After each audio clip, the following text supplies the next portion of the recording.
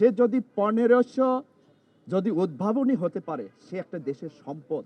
কিন্তু এই সম্পদ আমরা তাকে সম্পদে পরিণত করতে পারতেছি না। এর মূল কারণ হলো আমাদের পলিসিতে প্রতিবন্ধী ব্যক্তিদের অন্তর্ভুক্তি নেই।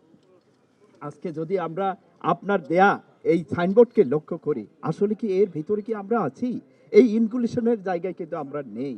আজকে যদি আমরা লক্ষ্য করি, বাংলাদেশে ইউনিয়ন পরিষদে একজন প্রতিবন্ধী ব্যক্তির কোনো প্রতিনিধিত্ব নেই। এমনকি একজন উপজেলা পরিষদেও প্রতিবন্ধী ব্যক্তির একজন প্রতিনিধিত্ব নাই। আপনি যদি লক্ষ্য করেন, উপজেলা, জেলা কোথাও কিন্তু আমাদের প্রতিনিধিত্ব করার একজন ব্যক্তি নেই। কিন্তু আমাদের ছাড়া যাহাই কিছু আপনারা পলিসি তৈরি করেন না কেন, কিন্তু সেই পলিসি কার্যকর হবে না। কারণ ব্যথাটা তো আমি বুঝি, আমার মতো আরেকজন হুইল চেয়ার সেই বুঝবে যে সে হুইল চেয়ার ইউজারের কতটুকু কষ্ট। তাই আমরা আশা করি আগামী দিন যদি আপনার সরকার ক্ষমতায় আসে, প্রতিবন্ধী জনগোষ্ঠীর জন্য আমরা চাই প্রতিটি সেক্টরে আমাদের যেন প্রতিনিধিত্ব থাকে। আমরা চাই আগামী দিন সরকার গঠন হলে আপনার ক্যাবিনেট ডিভিশনে অন্তত আমাদের প্রতিবন্ধী ব্যক্তিদের জন্য পলিসি গঠন করার জন্য একজন প্রতিবন্ধী ব্যক্তিদের প্রতিনিধিত্ব চাই। তা না হলে এই দেশের 2 কোটি প্রতিবন্ধী ব্যক্তিদের জীবনমান আসলে উন্নয়ন হবে না।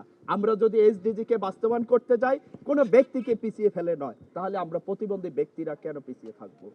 আমাদের মূলত দেশের অবকাঠামো আজকে দেখেন, এই যে সংস্করণের নামে কত ধরনের পায়তারা চলছে। এই সংস্করণে আমার একজন প্রতিবন্ধী ব্যক্তির প্রতিনিধিত্ব সেখানে, তাহলে এই দেশে কি সংস্করণ হচ্ছে আমাদের বুঝতে বড়ই কষ্ট হচ্ছে যে আগামী দিন তাহলে এই 2 কোটি প্রতিবন্ধী জনগোষ্ঠীর পরিবার, আমাদেরও ভোটের যে মূল্য, আপনার ভোটেরও সেই মূল্য আছে, কিন্তু আমার ভোটের যদি সেই মূল্যায়ন করা না হয়, তাহলে এই প্রতিবন্ধী ব্যক্তিদের ছাড়া এই দেশের সার্বিক উন্নয়ন করা কখনো সম্ভব না। তাই আশা করি আগামী দিন প্রতিটি সেক্টরে যেন আমাদের প্রতিবন্ধী ব্যক্তিরা একজন প্রতিনিধিত্ব থাকে। আজকে আপনাদেরকে আমরা তাকিয়ে দিতে চাচ্ছি একজন রাফি, তার তার জীবন যুদ্ধে কতটুকু এগিয়ে আসছে। আমরা আজকে তাকিয়ে দিতে যাই একজন আব্দুল সত্তার দুলাল, তিনি ডিপিআই এর প্রেসিডেন্ট, 182টি দেশের প্রতিনিধিত্ব করতেছেন, অথচ তার মূল্যায়ন আমরা এই দেশে দেখতে পারতেছি না। তার মূল্যায়ন আমরা আমাদের সংস্করণের জায়গায় দেখতে পাচ্ছি না। এমনকি আমাদের কোনো প্রতিবন্ধী ব্যক্তিও নেই। আপনি চিন্তা করেন, তাহলে এই জনগোষ্ঠীদেরকে বাদ দিয়ে কি দেশের সার্বিক উন্নয়ন করা কখনো সম্ভব? আমরা প্লিজ, আপনার সরকার যদি ক্ষমতায় আসে, আমরা চাই ন্যূনতম হলো আমাদের সংরক্ষিত আসন প্রতিবন্ধী ব্যক্তিদের জন্য থাকা উচিত। কারণ আজ থেকে যদি 20 বছর আগের কথা যদি আমরা লক্ষ্য করি, নারীরা কোথায় অবস্থান করত? যখন নারীদের কোনো অধিদপ্তর ছিল না, নারীদের সংরক্ষিত আসন ছিল না, কিন্তু নারীরা কতটা অবহেলিত হচ্ছে। আজ নারীরা বাংলাদেশের শ্রেষ্ঠ চ্যাম্পিয়ন হিসেবে আমরা ধরি, কারণ নারী প্রধানমন্ত্রী ছিলেন, নারী বিরোধী দলের নেত্রী ছিলেন, নারী স্পিকার ছিলেন। তারা আজ নারীরা যেভাবে এগিয়ে আসছে, ঠিক এমনই ভাবে যদি প্রতিবন্ধী ব্যক্তিদের জন্য যদি সংরক্ষিত আসন থাকে, তাদের কথা বলার লোক থাকে, তাদের যদি পলিসি মেকারের জায়গায় যদি প্রতিবন্ধী ব্যক্তিরা থাকে, তাহলে আমাদের দেশের প্রতিবন্ধীরা এই দেশের মানব সম্পদে পরিণত হতে পারবেন।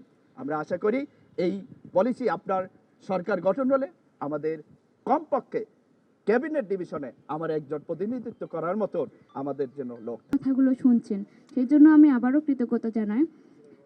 প্রতিবন্ধী মেয়ে মানেই হচ্ছে অবহেলিত, নির্যাতিত। তারপরে যদি সেটা হয় প্রতিবন্ধী মেয়ে, তবে নির্যাতনের মাত্রাটা হয়ে যায় আরও দ্বিগুণ। আমি মমতা, আমার মাস্টার্স পাস করেছি আমি নওগাঁ সরকারি কলেজ থেকে। আমার জন্য ততটা সহজ ছিল না আজকে আমি যত সহজে আপনার কাছে পৌঁছাতে পেরেছি। সেজন্য আমাকে অনেক চ্যালেঞ্জ পার করতে হয়েছে।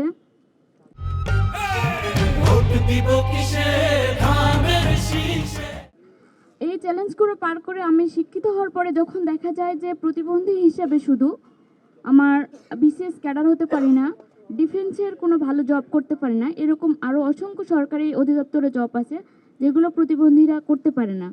তো আমি বলতে চাই যে এগুলো যদি আমাদেরকে যদি সুষ্ঠু এবং আমাদের পরিবেশ অনুযায়ী কর্মক্ষেত্র দেওয়া হয়, তাহলে নিশ্চয়ই আমরা হচ্ছে সেই কর্মক্ষেত্রে দক্ষতার সাথে অবদান রাখতে পারবো। তো আমরা যদি আমাদের নিজেদের উন্নয়ন এবং ডেভেলপ করতে পারি, তাহলে অবশ্যই আমরা আমাদের কর্মক্ষেত্রকেও দক্ষতার সাথে উন্নয়ন করতে পারবো। তখন আমরা আমাদের পরিবার, দেশ তথা সমাজের উন্নয়নে অবদান রাখতে পারবো। তো আমরা চাই যারা যে সকল প্রতিবন্ধী ভাই ও বোনেরা শিক্ষিত আছে, আপনার দল যদি ক্ষমতায় যায় তাহলে আপনি নিশ্চয়ই যারা শিক্ষিত বেকার প্রতিবন্ধী ভাই ও বোনেরা আছে তাদের জন্য আপনি কর্মসংস্থানের বিষয় একটু মাথায় রাখবেন, যাতে আমরা তথা আমাদের জীবনমান উন্নয়ন হয়, তথা দেশ, পরিবার এবং সমাজে আমরা গুরুত্বপূর্ণ অবদান রাখতে পারি। ধন্যবাদ আপনাকে আমাদের এখানে আসার জন্য।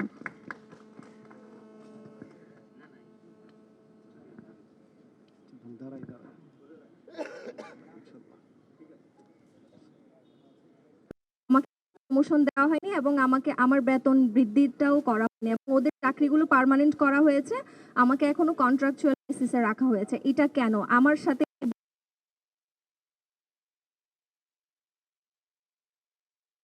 খুব তাড়াতাড়ি বাসায় ফিরে যায়, কিন্তু আমাকে তাদের কাজগুলো দিয়ে যায়। আমি এই বিষয়ে কারোর সাথে যদি কথা বলতে যাই তখন দেখা যায় এইচআর থেকে আমাকে অন্যথায় তুমি চলে যাও। তো যেখানে আমরা প্রতিবন্ধী ব্যক্তি অনেক কষ্টে একটা চাকরি জোগাড় করি, সেই চাকরিটা তো আমাদের কোনো সম্মান নেই। এগুলো কেন?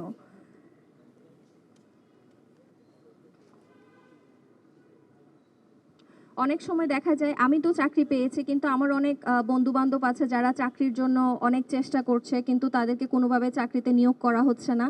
আর একজন দুজন যদি চাকরিতে নিয়োগ পায় সেক্ষেত্রে তারা কিন্তু তাদের চাকরিটা কন্টিনিউ করতে পারছে না বিভিন্ন সমস্যার কারণে। দেখা যায় দোষ অন্যরা করে, কিন্তু দোষটা চলে আসে প্রতিবন্ধী ব্যক্তিদের উপর। সো আমি আশা করব এই বিষয়টাতে যেন আগামীতে আমাদের জন্য চিন্তা করা হয় আর কি।